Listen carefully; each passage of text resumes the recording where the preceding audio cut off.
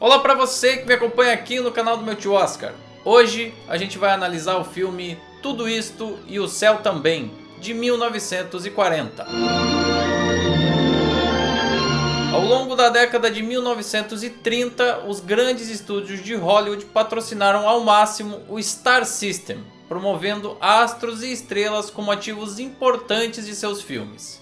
E dentre as estrelas que mais se destacaram ao longo dessa década, um dos nomes principais foi Bette Davis. Além de ter feito literalmente dezenas de produções nessa década, ela ainda faturou 2 Oscars como atriz protagonista. Em 1935, pelo filme Perigosa, e 3 anos mais tarde, em 1938, por Jezebel. Em 1939, ela ainda seria indicada mais uma vez pelo filme Vitória Amarga, que a gente já analisou aqui no canal. Se você perdeu, volte aí nos arquivos e confira mais esse filme, que também foi indicado a melhor filme de 1939. Como você já pode imaginar, ela era uma das estrelas mais populares e mais requisitadas dessa época. E nesse ano de 1940, ela chegou estrelando não só um, como 2 filmes que estavam indicados a melhor filme do ano. I'm going to tell you a true story. Perhaps I am wrong in telling it to you.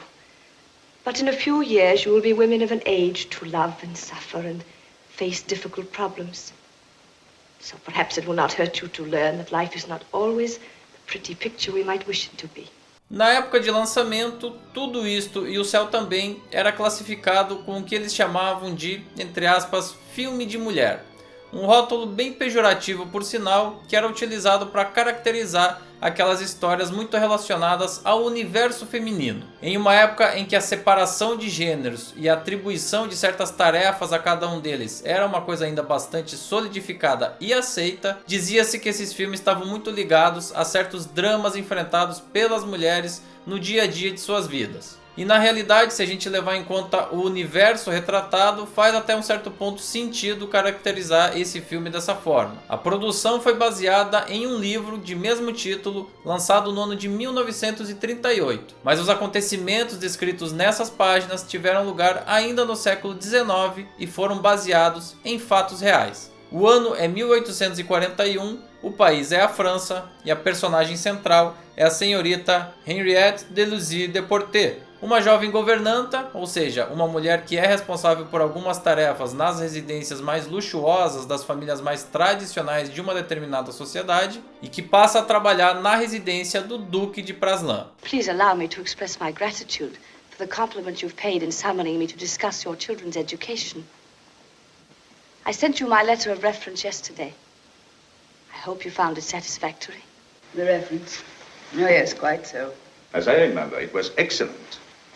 There must, of course, be much more you would wish to know about me. Como o próprio nome do proprietário já indica, afinal de contas ele é um nobre, um duque, essa residência ostenta luxo e riqueza. O duque tem uma esposa e com ela 4 filhos pequenos. Mas o que poderia ser uma família aparentemente perfeita, dadas as condições de vida daquela família, na realidade se mostra um misto de aparências e falsidade. A duquesa de Praslin se mostra uma mulher muito insensível, fria e até mesmo desleixada no cuidado com seus próprios filhos. Think you're taking Papa's place. When a lady goes out, she needs a gentleman to accompany her. Oh, no, Reynald, the other seat. You'll spoil my dress. No, Mama, please. Pardon me, Madame Renal tells me it makes him quite ill to ride backwards. Childish nonsense. Go on, Albert. It's a wise chicken that runs to cover at the first clap of thunder. A governanta Henriette, por outro lado, demonstra um cuidado, um carinho, uma afeição por aquelas crianças e que faz dela uma pessoa mais próxima do que a própria mãe. As crianças passam a projetar nela uma figura que estava em falta na sua própria vida. No início, essas características acabam despertando no Duque uma grande admiração pela funcionária recém-contratada. Mas com o tempo, esse sentimento vai se desenvolvendo e se fortalecendo cada vez mais, e se consolida em algo muito mais forte e poderoso tempos mais tarde. Mas vamos lembrar aqui que a gente está falando da alta sociedade francesa do século XIX. Um eventual divórcio nesse contexto seria absolutamente escandaloso. E por esse mesmo motivo, o Duque decide aguentar toda aquela situação, manter um casamento de aparências em nome da família e principalmente dos seus filhos. Agora, o amor que ele algum dia pode ter sentido pela sua esposa vai embora completamente. Ele se torna um homem bastante amargurado e frustrado. Mais do que isso, ele passa a desprezar a duquesa. E ela, que também não é boba nem nada, percebendo todo aquele contexto, é tomada por um ciúme e por uma possessividade que tenta de todas as maneiras anular a governanta. As consequências de tudo isso vão acabar em verdadeiras tragédias que sacudiram a sociedade francesa naquela época do século XIX. O escândalo foi muito discutido por aquela sociedade e tornaram o livro, escrito por Rachel Lee Manfield, um verdadeiro best-seller. They wanted me to show it to you. Love to Mademoiselle Isabelle Louise Berthe Reynald. Melun, November 2nd, 1846. I wish my name were included here. It is. Bette Davis, como não é de se surpreender, brilha mais uma vez no seu papel, que é o mais importante e o mais explorado de todo o filme. Ela consegue sustentar muito bem o arco narrativo da sua personagem e tem uma atuação categórica. A atuação dela nesse filme, no momento onde ela estava no ápice da carreira, reafirma mais uma vez porque que ela foi um dos principais nomes do Star System de Hollywood nessa época. Destaque também para o principal papel coadjuvante dessa obra, que ficou a cargo da atriz Barbara O'Neill. Ela teve inclusive uma indicação ao Oscar de melhor atriz coadjuvante justamente por esse papel, no que seria a única indicação da carreira dela, e é um personagem que carrega um conflito interno muito grande. Eu destaco a maneira com que ela consegue transmitir ao público o estado psicológico perturbado, doentio e destrutivo da sua personagem. Ela é na realidade um dos elementos mais interessantes ali em termos de personagens dessa obra, que dão um sabor a mais ao roteiro. Já no principal papel masculino, a gente tem a atuação de Charles Boyer. Essa era uma figura bastante popular em Hollywood nessa época e que inclusive foi indicada 4 vezes ao Oscar de melhor ator. 2 dessas indicações inclusive foram por obras que a gente já analisou aqui no canal do Meu Tio Oscar. 1944 pelo filme A Meia Luz, uma produção no ar de alto valor artístico e na qual ele está num dos melhores papéis de sua carreira, e em 1961 a produção Fanny, que foi inclusive a última indicação da carreira dele. Por mais que ele seja uma figura carismática e muito querida aí nesse contexto,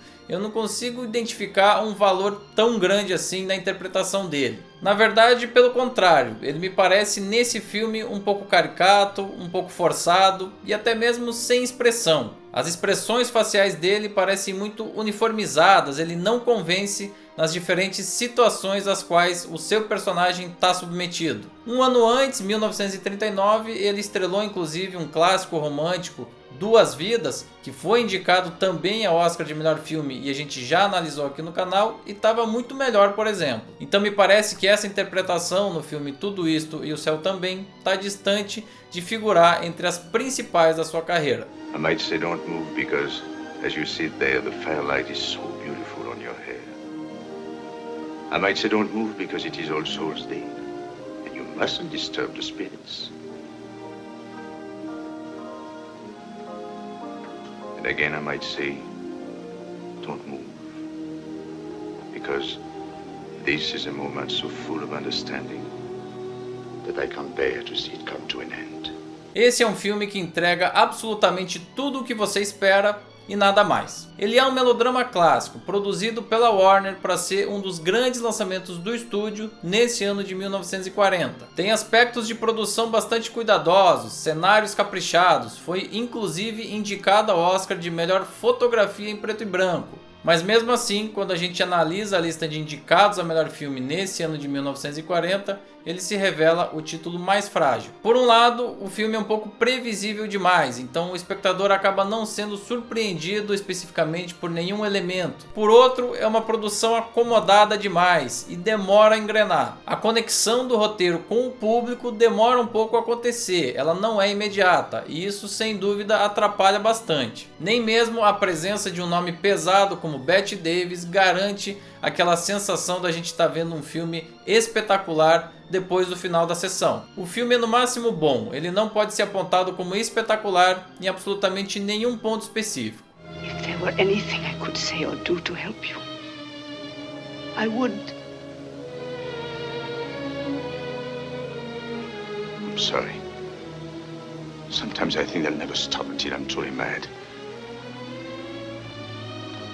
I beg you to forgive me.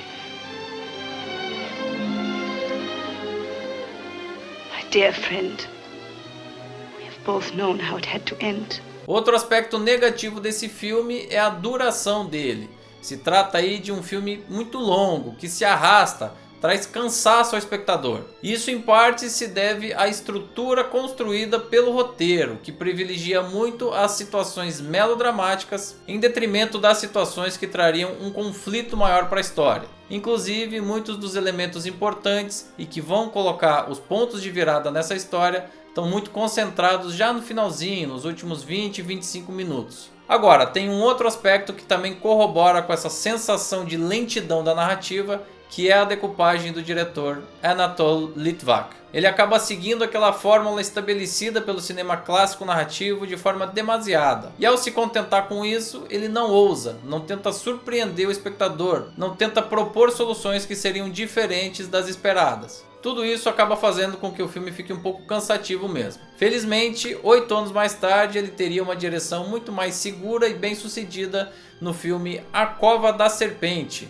indicado inclusive na categoria Melhor Filme daquele ano e também analisado aqui no canal do Meu Tio Oscar. Se você perdeu, volte nos arquivos e confira. Nesse caso específico, no entanto, deixou a desejar. Which letter do you like the best, Teo? To think that I almost believed you. Oh, but I'm only offering you your choice, dear Teo. But then, perhaps it doesn't matter, for there's really very little difference between them. You see?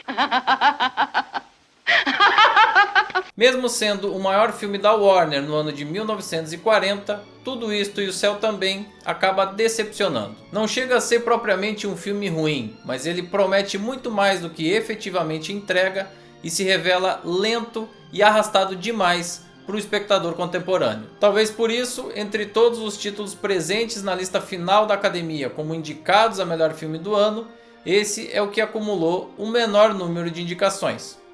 3 categorias. He was right. The people were angry. They felt they had many grievances, and that the king and the courts could let this wicked woman go was the last straw. So they fought the revolution of 1848 and pulled the king from his throne. It is strange how the fate of one governess could so affect history. E agora você aí que está acompanhando esse vídeo, me diz o seguinte: também se decepcionou com esse filme um pouquinho, assim como eu, ou tem alguma avaliação diferente? Deixa aqui embaixo, no espaço dedicado aos comentários, a sua visão sobre o filme e também sobre esse vídeo. Não esquece de curtir, compartilhar esse material, se inscrever no canal e ativar as notificações no sininho, porque é muito importante para a gente. Seguimos analisando os filmes indicados pela Academia no ano de 1940 na categoria Melhor Filme, e o próximo título é nada menos do que Rebecca, a Mulher Inesquecível, o primeiro filme dirigido por Alfred Hitchcock nos Estados Unidos. E também o vencedor de melhor filme daquele ano. Você não vai perder e eu te espero aqui.